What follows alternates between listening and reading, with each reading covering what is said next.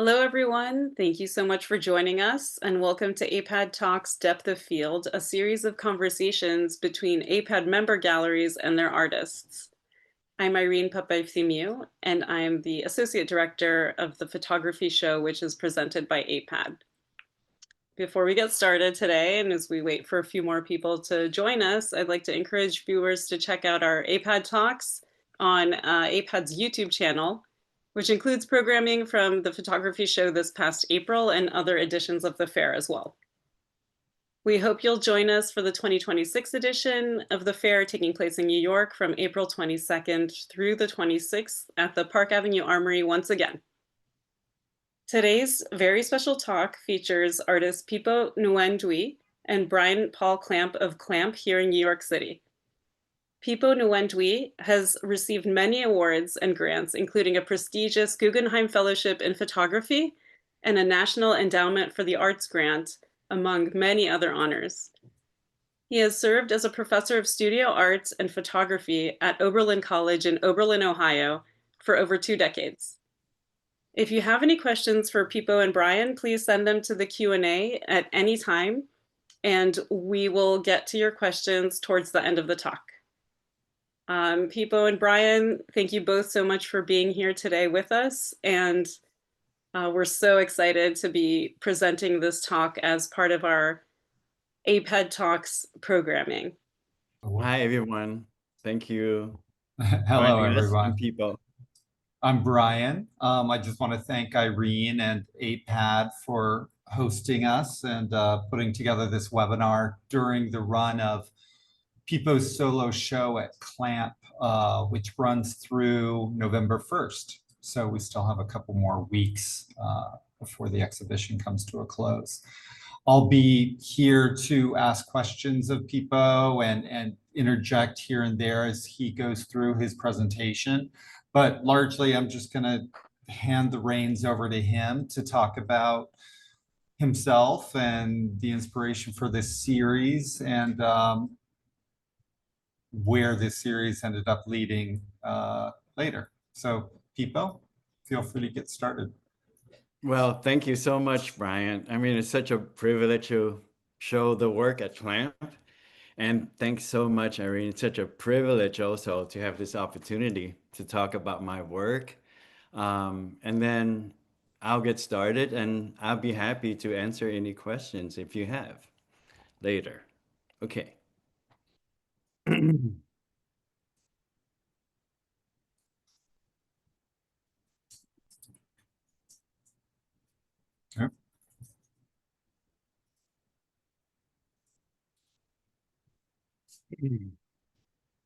So for this talk, I think it's really important since my work is really autobiographically driven. I want to talk a little bit about my background to sort of set the stage for how and what and why I made the series called AsSimulation, which is a misspelling, but it's a combination between assimilation and simulation. As you can see, this is my family. It's a mixed family, really. My dad is French educated, so is my mom, but she's more traditional. And my dad is very westernized. He works for the French government, while my mom worked as a spy for the Vietnamese nationalists. I was growing up with my 3 older sisters. Our name is my sisters' names are Mimi, Fifi, Gigi, and my name is Pipo. So they have French nicknames. So you can see how things are a little bit convoluted in terms of our family and the kind of respective culture where we came from. Growing up under a French influence and the kind of like colonial and post-colonial environment, I was very aware of where I was placed at in terms of like the hierarchy of races and culture. And especially when coming to America, this is what I think the stereotypical construction of Vietnamese culture, or at least at that particular time, which is defined by the war. And this is myself when I was 13 years old, arriving here fresh off the boat. living in California. And growing up as a young man and as a man and to now, I'm very aware of the complex stereotypes that we attach to Asian men. On one hand, it is the sort of badass kung fu, ass kicking Bruce Lee here. And on the other hand, it's a more submissive and more passive sort of male representation. And this is my earlier work. Back in the 80s when I was living in the East Village, I fell in love with photography. And this was a first series that I did that dealt with self-portrait. And right now, as you can see, this was just like an image that was done by light painting, very much about like this fragmentation of the psychic, of my own psyche. And at the time, I was really influenced by Lucas Samaras, Francis Bacon, and Christian Boltanski. And I left New York, I think at the beginning of the 90s. And I went to New Mexico to pursue an MFA in photography at the University of New Mexico. And there I came across the writing of Margot Machida, who compiled a list of Asian American artists. So in this book, I was introduced to work by Sang Quan Chi and Te Cheng Xian. And Sang Quan Chi is this person who dressed up as this 1950s film noir Chinese person conquering the West. And for me, I was just loving Te Cheng Xian performances, these one-year performances where I really talked about this conviction and this stamina and somewhat stereotypical construction of what an Asian man should be. So given the nature of being an Asian American, authenticity has always been sort of like this issue that we struggle with because we neither American artists nor Asian artists. And this was such a privilege at some point that Margot Machida have included my work into her discussion on this kind of complex and really nuanced sort of issue. I was reading Yukio Mishima books a lot. His literature dealt with the body and of course his life and his persona of negotiating of what is a man supposed to be like, what is the construction of a warrior supposed to be like. So if you don't know, he spent a lot of his time during his 30s building his body in such a way that he would be considered this warrior. And then on the other hand, I also ran across this work by John Thompson, who traveled across Asia at the time. And these are a series of images that he made when he was living in China. And as you can see, this is a condemned criminal, and from like the sort of Western gaze, the perspective, this is like on the darker side. It's a really exotic. And so I was very aware and start being hypersensitive to who my audience would be. That is a Western audience. And so this is my first series that I dealt with this sort of cultural in-between space. So I would put myself into these guises of these condemned criminal from Asia, going through this series of tortures. And I was thinking about how do I talk about being an Asian American, not being a Vietnamese American, but being a generic sort of Asian American. What are some of the signs?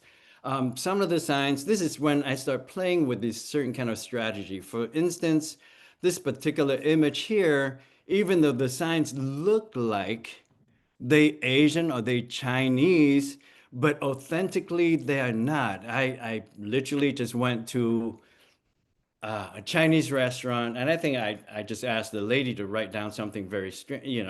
I can't remember what it was. And then by the time I transcribe it and I write it down, I don't think it make any sense anymore. But this series went on for about 2 years, and I start thinking about what does it mean by being a forger? Someone who just these made forgeries of these um, cultural, sort of like really important icon, how to subvert the history that was being introduced and somewhat accepted by me and others. Was this when you were still in, was this after you had moved to New Mexico? Yes, yes. So Okay. that landscape is very much a New Mexico landscape. That was on in the volcano in that particular area. And so like that was really interesting because for me, then making photograph became part of like the sum of like all of these kind of different processes, right? So you have to start working with a crew. I got to talk to someone who would drive me, who would bury me into the ground. Um, and if I was going to be strung on the cross, I was thinking about, yes, I should be inspired by Mishima, but because now it's really important for me to exhibit my body in such a way that needed to be, I need to look more manly. I need to go to the gym. So all of these things culminate into this sort of singular image. But I think I was thinking about combining a lot of practice. For instance, sculpture, painting, and others, as I will talk about some of these process a little bit further. And so in transition, this was a really important piece for me, and it was a fun play kind of exploration before I started with the project entitled AsSimulation. And this sets of Polaroids, and now they're so faded, and my apology, I will have to explain to you what these things are. But I just get all of my friends who had long hair. I asked them to have on white clothing, and we would set up the last Chinese takeaway, right? Like the idea, just a little play on the Last Supper, but with this image, the person here who doesn't have any hair and is wearing black, that's Judas, and that's me. And on the table here, there's a bunch of Chinese takeaway container, and strewn around the table. Also, there were some cans of Budweiser. So it was fun.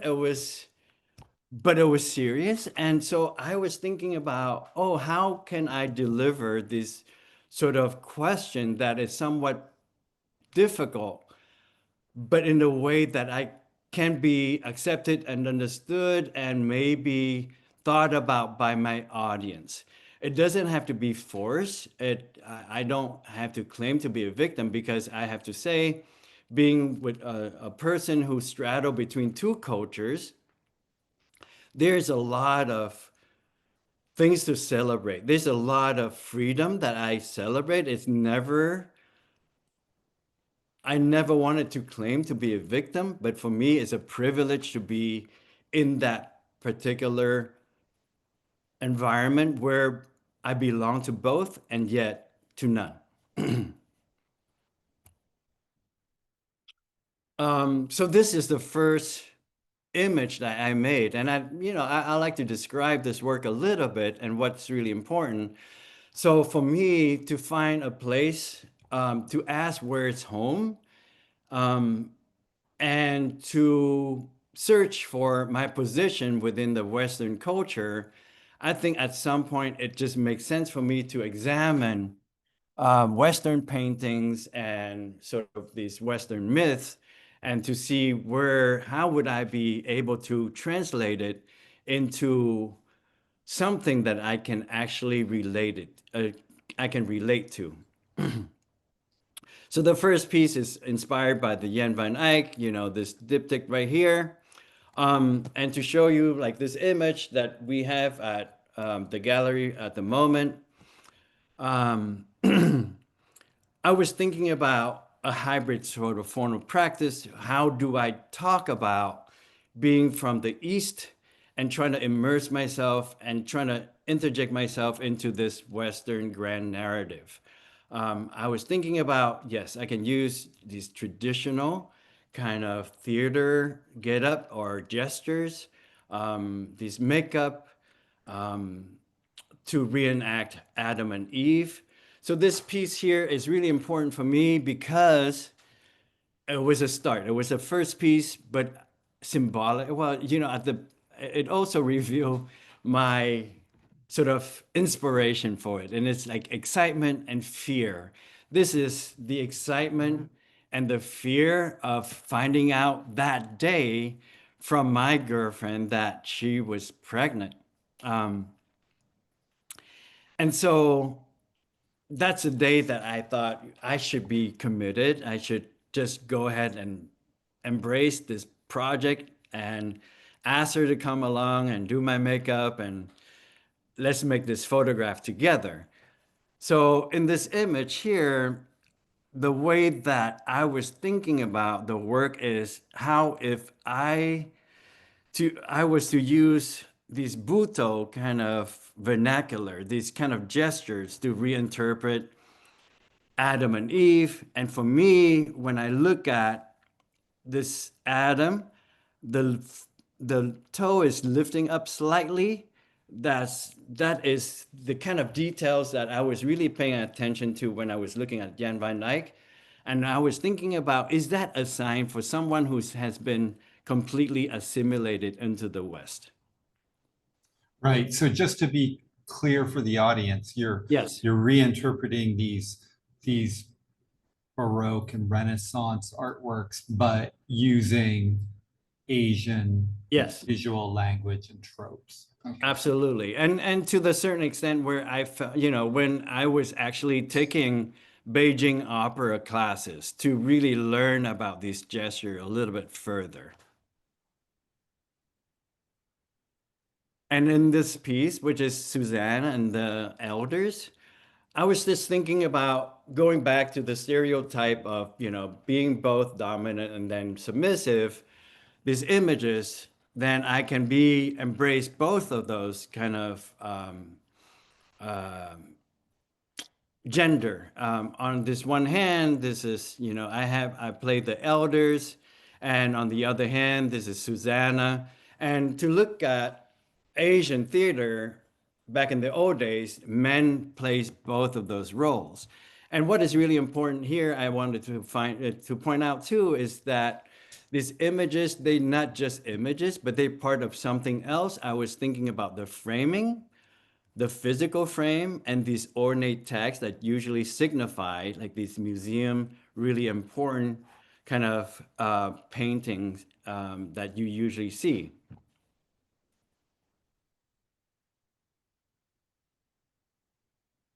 I did a set of series that was inspired by Dante. These are called Dante. I have, maybe like 6 of these pieces. Sometimes I do this work. There's going to be a few variation because I think like they are so nuanced. And to think about the artificiality of my sort of cultural assimilation, I want to reveal this kind of artificial nature of my photograph as well, so that I do the cutaway stage. I want to make sure that the audience understand that this is theater, this is all stage, and this is almost a really bad job of forging these real sort of Western paintings.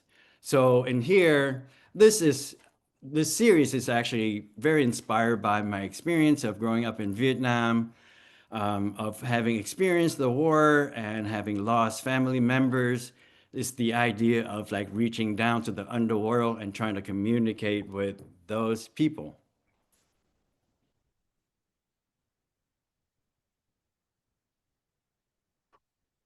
And that's more of this Dante.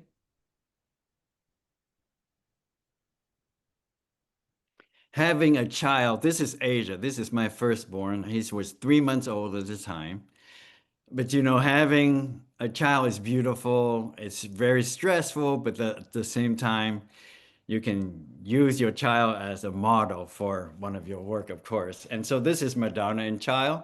And so when I construct these images that sort of like inspired by or like driven to think about a lesser gender, I would like to embrace it and try to subvert that idea of the typical submissive gender by acting out these roles as, you know, Madonna or Medusa, someone who is actually have empowered and have such an amazing ability. So just talking about just to clarify, I think that I don't speak for my community. At the time, there's not a specific thing that you talk about Asian American culture. I mean, nowadays we speak of Vietnamese American, Japanese American, Chinese American. But back then, I think I was really just wanted to talk about Asian American. If you look at it, this is a Korean traditional dress. You know, I am as a Vietnamese man. It's just kind of, there's certain kind of conflict, but as I just want to clarify, my audience is Western, and I think these nuances are usually like lost by my audience. But it's really important for me to mix up these kind of culture. And I want to specify that I did not speak for a Vietnamese community because with this particular image, when it came out, my mom called me and she was complaining to me how the Vietnamese press in America was really complaining about this work because they thought that it was very insulting to the culture. This is my Gabrielle Destre and one of her sisters. And I was always drawn to this particular image because it was one of the strangest paintings that I have witnessed. And just to talk about the objects and the image again, the image is such a way that is to emulate like a Renaissance or Baroque painting, but it's framed in this really ornate kind of museum inspired frames with these ornate tags. And here's the installation at Clamp. And I want to talk about these images technically a little bit. I think these are silver prints. I print all of these myself.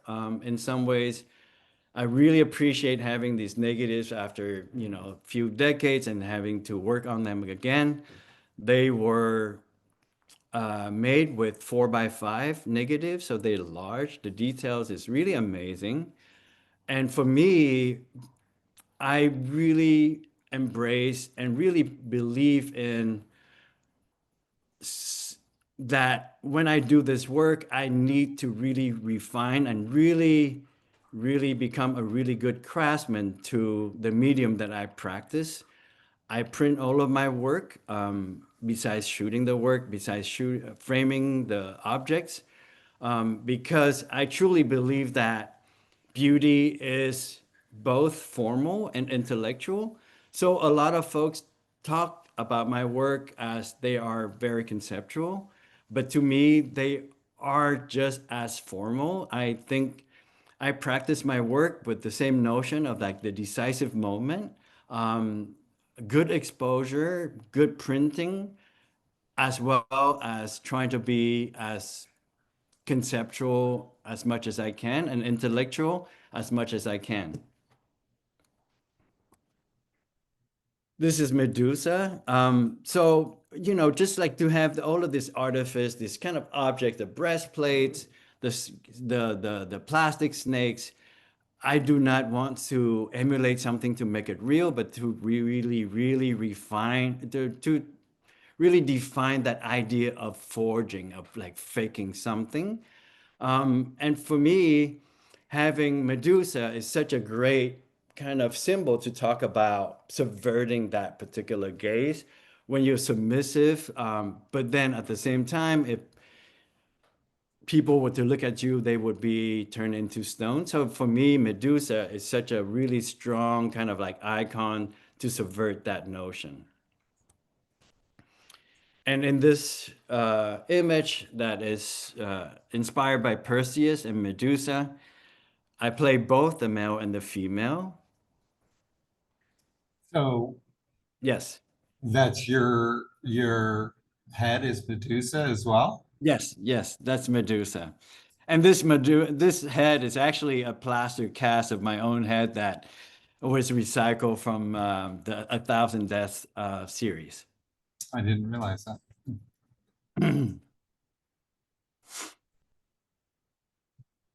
And here's an installation shot from the show right at this moment. And it's just so nice to be able to see all of this work in the same place. And as you know, as I had conversation with Brian earlier, I worked on this project maybe a few decades ago, but I've never had a chance, the opportunity to show the work in the same place. I think it has to do with the time that I was living in. I was living in New Mexico. There was a lot of changes, having a kid on the way, trying to find employment, and then moving to a different place. And so it was a very unstable time for me. And I think it just really an incredible opportunity to have the work seen for the first time in one place. It's interesting though, because the work received critical attention Yes. despite ever having been mounted as a solo show per se, I guess. Yes, because you know, now it's different because we have the internet, but back then it's all slides, right? So I think what I was really hoping for was not, you know, I mean, just send it. So not a lot of people know about this work, but I think I was at that particular moment, because I was in New Mexico, which is pretty much far away from like anywhere else, that having a gallery and having a show was kind of like slightly a challenge. So I think I was really focusing on like grant and fellowships. And I received an NEA for this, and it was really fortunate for us because from the NEA, they chose certain artists to become artists in residence at Monet's Garden. And I hope that I can get to show some of this work that I did when I served as the artist in residence at Monet's Garden. And this is Gulliver. And so my idea of Gulliver is just about the person being stranded in a foreign land, and of course trapped. And with this particular image, I did something really different visually. Usually, I photograph my scene on a flat ground, but with this, I start tweaking the bellows a little bit, just so that I can have this sort of like more ephemeral, more romantic, more kind of like dreamy image of Gulliver. And before I forget too, I just want to emphasize, you know, a lot of this work was done with a lot of help from like many people. I would say that Elan Gumbart is like one of my main sort of like helper, collaborator. And then Dylan McDaniel and John Donalds, we like formed this group where I felt like, you know, if I needed anything, they would jump in and they would help me to photograph. While if they need something else, I would just like help them to photograph. So it was really great to be in this really tight community. And when I was at school, which is like where these photographs were taken, my sort of, you know, my fellow grad students were Joel Peter Wickens, and then Shanna Parky Harrison, and of course Bobby. So it was like a really inspiring moment to be in New Mexico.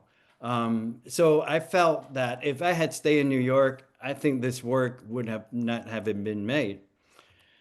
And then this is Mercury.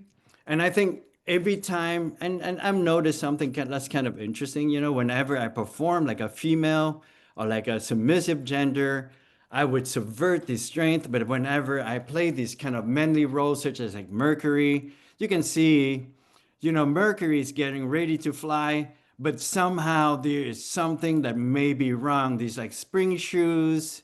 This is a detail that I really love because, you know, if you jump off the spring shoes, you're probably going to do a face plant. So thinking about, you know, fitting into the Western culture as a man would pose such a challenge for someone such as myself. And, you know, to look at this work too, I think, you know, at the time I was just so obsessed with this work. I mean, I go to the gym, maybe, you know, 3 hours a day, trying to really sculpt the body in the way that I don't see myself as a myself anymore, but it's really as an object. And I work incredibly hard. I think between Elan and myself, you know, we just do this work around the clock whenever we can because there's a certain thing about being panicked about supporting the family at the time that I think we slept 3-4 hours a night for 2 years. And this is Icarus. Again, Icarus is presenting as like this male figure, but then his wings are constructed out of these crutches. And I use this details over and over in my work quite a bit, these opium poppies, just because I think of the opium poppies as this agent that travels between the East and the West. And this is another version of Icarus.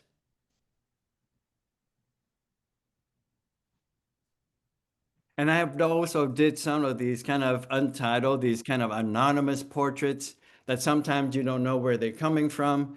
But here is Jester, which is, you know, behind the Jester's mask is myself trying to hide and trying to reveal.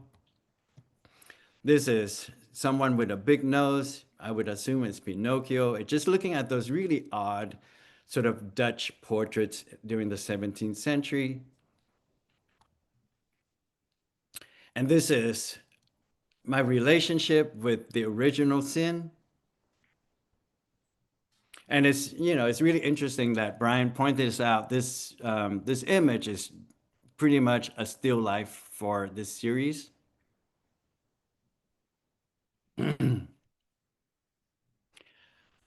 So I would like to talk about this image or like this sets of image in depth a little bit because I think like this is when I think a lot of what I was thinking about was coming into play. What I was thinking about in terms of performing, in terms of like theater, in terms of making my own sort of clothing, collaborating with Elan to like make this series of shoes, how to do my set in such a way that it would reveal that these are these theater stages.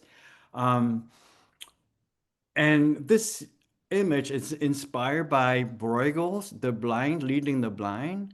And so I was thinking about how would I do this? Would I subvert? And you know, as we looked at Western paintings and Western art, you know, perspective or like the way that people live in is we usually read from left to right.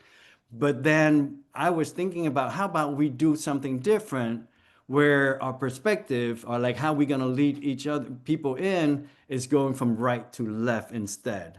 And then how do you play with all of these characters? How do you come up with like all of these series where I was able to co-op and think about my experience of living in India, of living in New York, of living in Vietnam? How do I combine these experiences, this clothing, this fashion, my sensibility, I guess? How do I really express my sensibility in these images? And so this is my interpretation of Bruegel, The Blind Leading the Blind.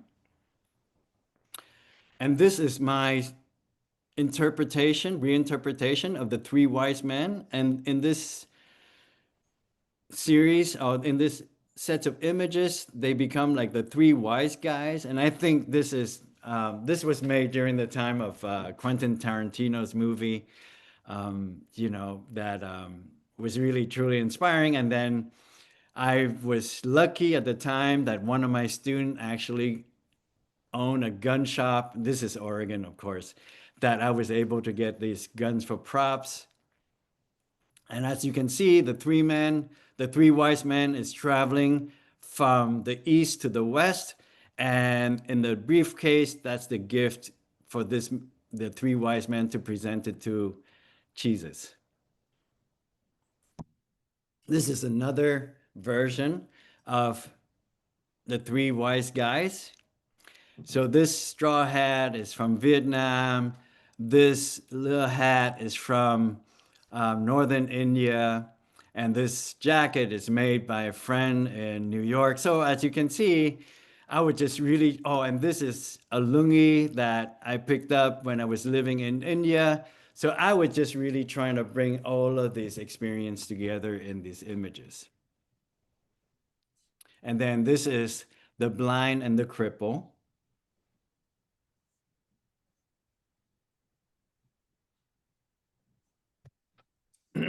And so the pictures that you just showed us there at the end, was that after your time in graduate school in New Mexico? Oh no, this is all in New Mexico. Okay. And it's really interesting because I think when I talk about graduate school, I don't think it's not really graduate school really, because we have up to 10 years to finish at that school. So a lot of us just kind of stay around, like Joe Peter Wickens, just to use the studios and such. So I think the series continued for 4 years, and I think I was wrapping up my sort of degree a little bit earlier than that. So yes, it was still being made in New Mexico. And I just want to paint sort of like an image of my process and like how I was making my work at the time, because because my program really didn't have the facility, didn't have the lighting, didn't have the space for us to work. So my friends and I and Elan, we would go in really late at night and kind of empty all the classroom, that whichever classroom that we need, and we would just empty it, and then we just built the set right there to make the work. And then at about 4 o'clock in the morning or 5 o'clock in the morning or whenever we finish shooting, we just pack it up and we just return the space into the original classroom that I was in. So everything was just like this rush, rush, rush.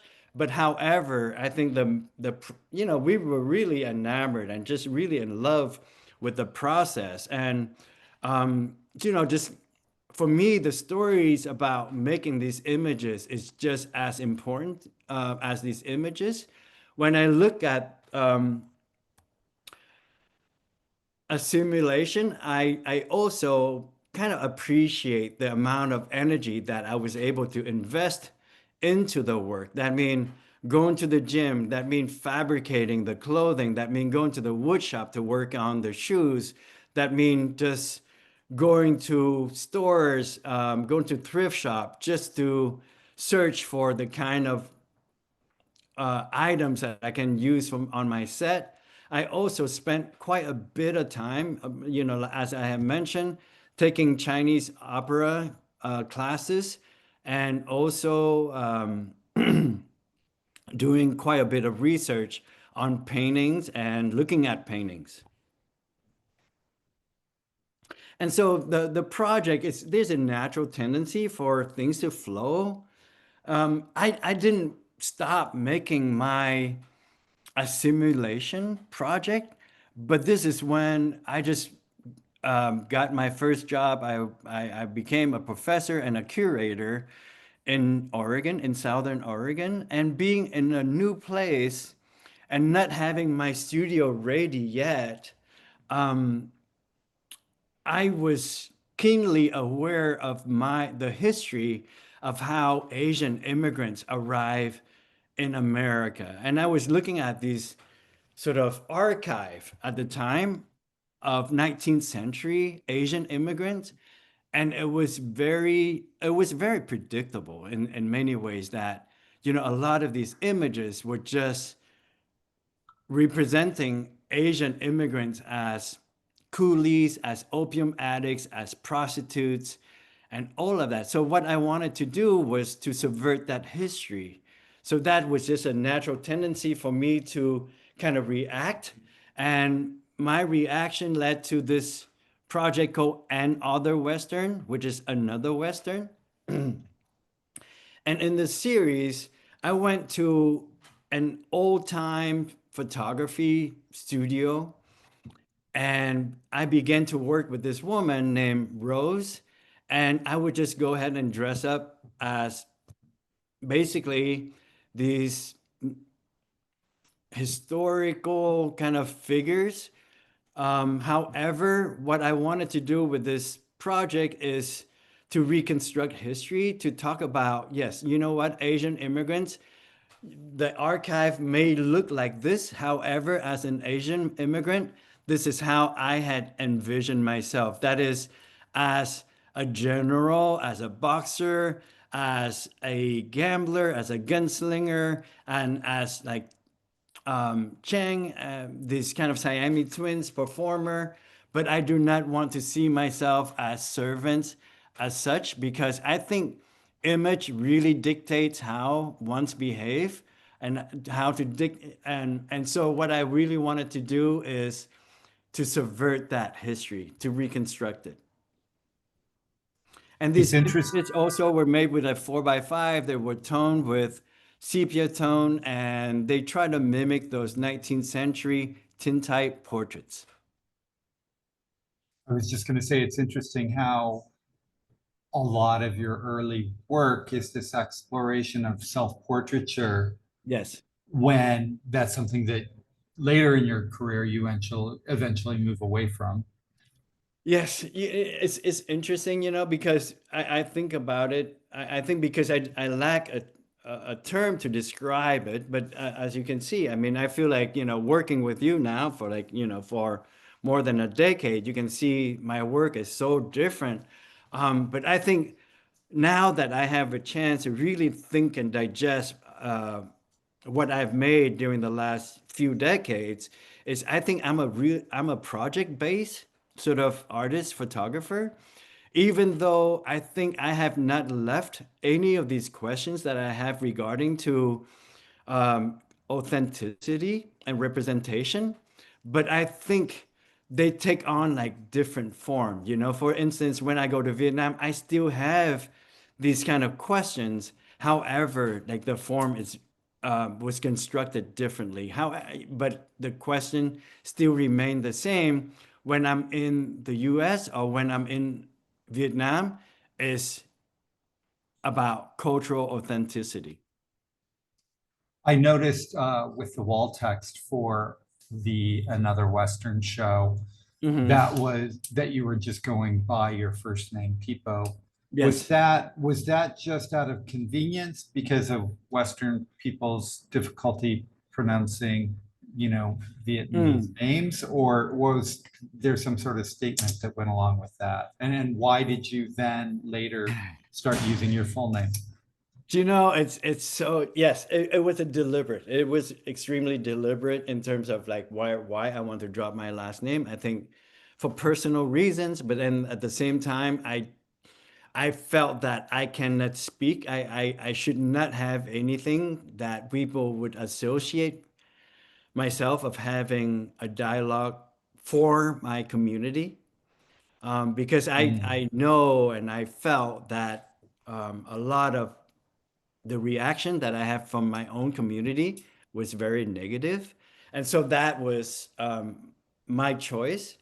And I think like much later on, when I took on my last name again, when I begins to do this work, is the fact that I was entrenched back into the Vietnamese community, because since 19 no since 2005, all my work has been done in Vietnam, photographing that particular community. It's not about doing self-portrait any longer, but about photographing the Vietnamese community. Therefore, I began to identify more as a Vietnamese members of like the Vietnamese community.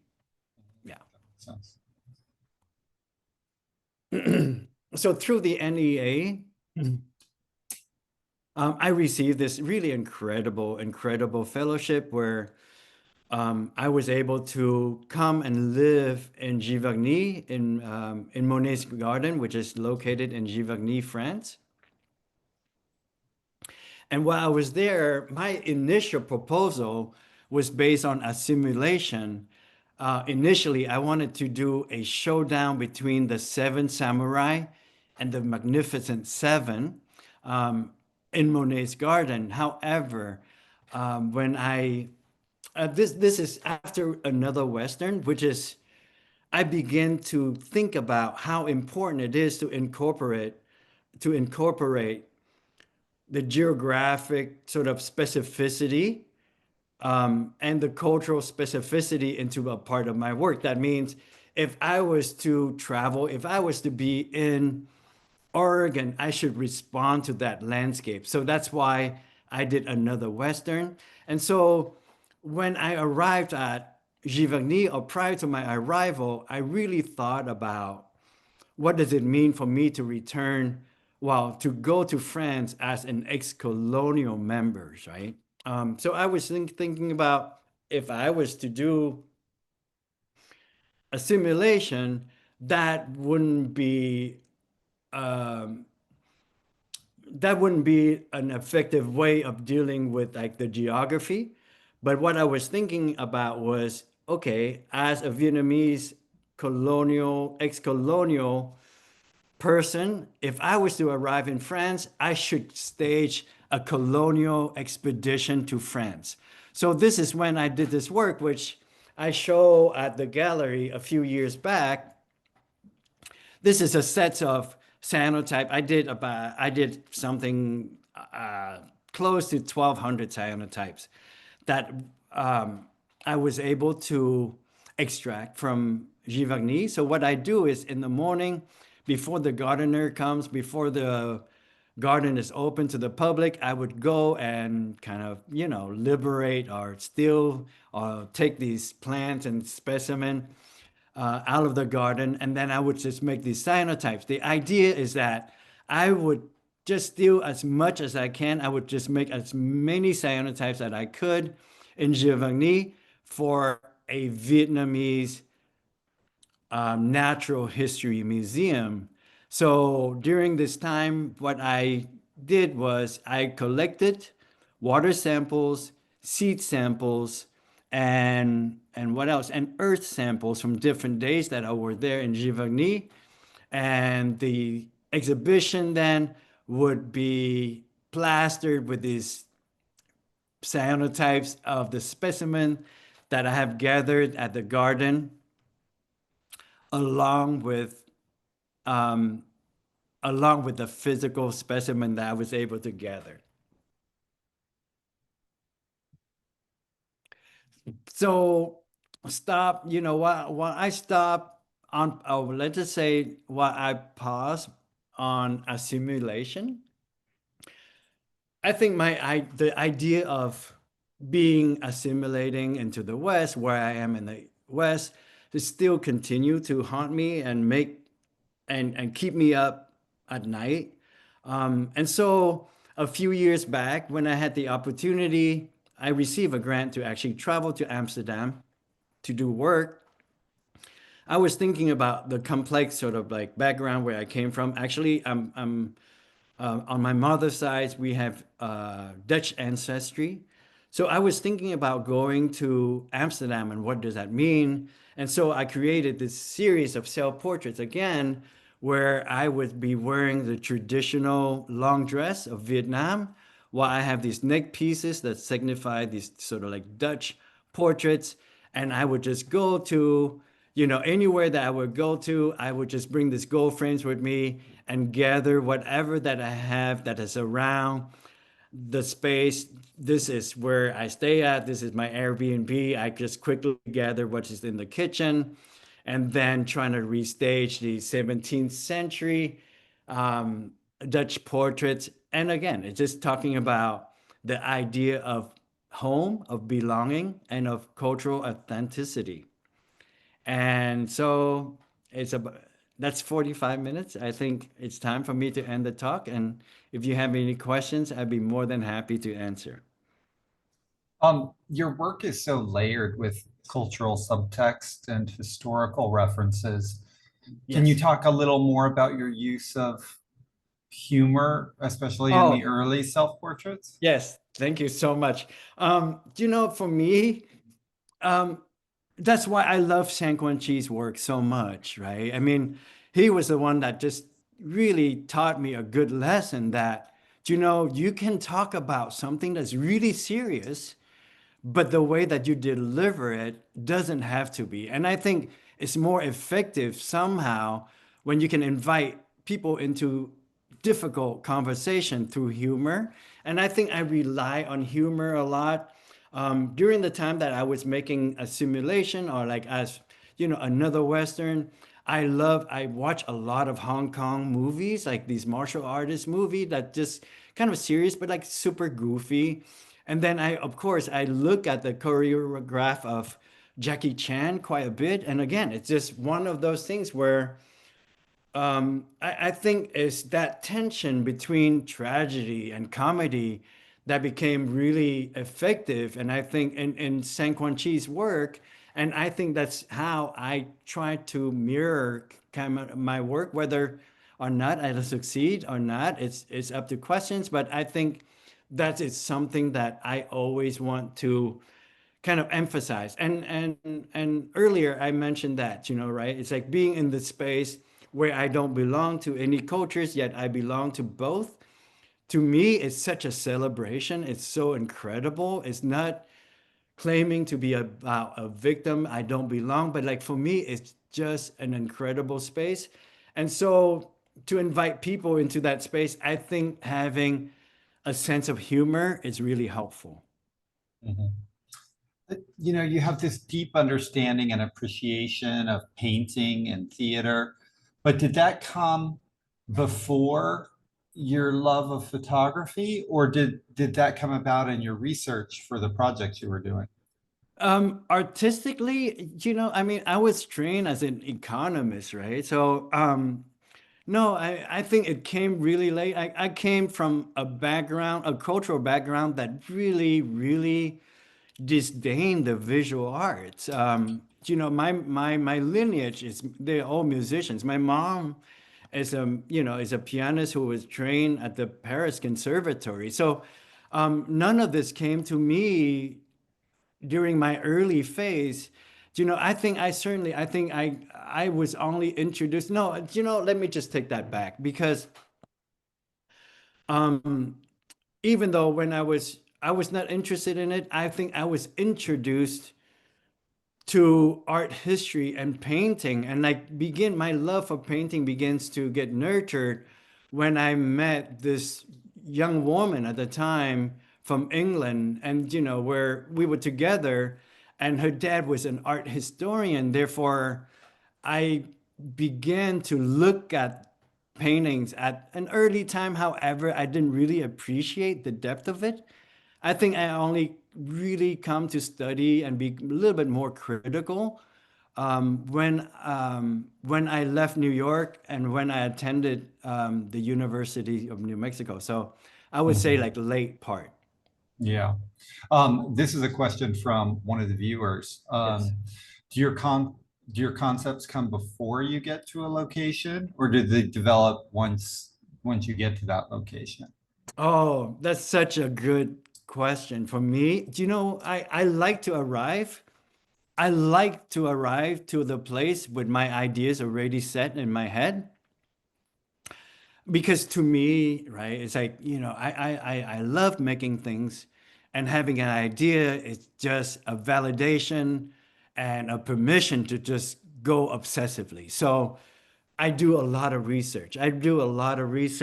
And sometimes it happened accidentally, but sometimes it it flows maybe it gets shelved away until sometimes later that it can get activated. I will give you two examples. The first one is for like Giverny, I definitely think about it before I went to France. For Amsterdam, I think about it. It makes sense. It's been mulled over in a long time. So it made sense. But to me, one of the projects that I did when I photographed like these school children in Vietnam is that, 15 years earlier when I was having coffee and I saw this boy riding his bicycle, going to school wearing a school uniform at 6:30 in the morning. That image haunted me so much that 15 years later, when I went to Vietnam, I knew that's what I wanted to do. And I have to also clarify and just to add that, when I work in photos, I usually work on 2 or 3 projects at the same time. So it gives me a chance to really mull things over while I'm working on one project. Yeah, it looks like one more question from a viewer as well. Building off the question about your appreciation for painting, what does Yes. it mean for you to reimagine paintings as photographs? It's a constant dialogue. I just love, when I make these things, it's I'm grateful because I have a conversation with, not just like painting as an image, but when I look at a painting, I really examine the tiny brushstroke, the surface. And whenever I make this work, I think about my painters friends, Deborah Gavel or like Scott Green, these incredible painters, that I appreciate paintings for paintings and not as images, right? So like, yes, they are image, but then I really wanted to look at the surface and the brushstroke as well. So, in some of my earlier work, what I think in one of the piece at the gallery actually have a surface, a very thin surface of wax at the top. It's this Dorland wax. So like I would brush this Dorland wax on top to protect the image as well. But then I was able to really move the wax around to give a sense of gesture to acknowledge painting surfaces. Did that answer your question? Yeah, I think so. Well, great.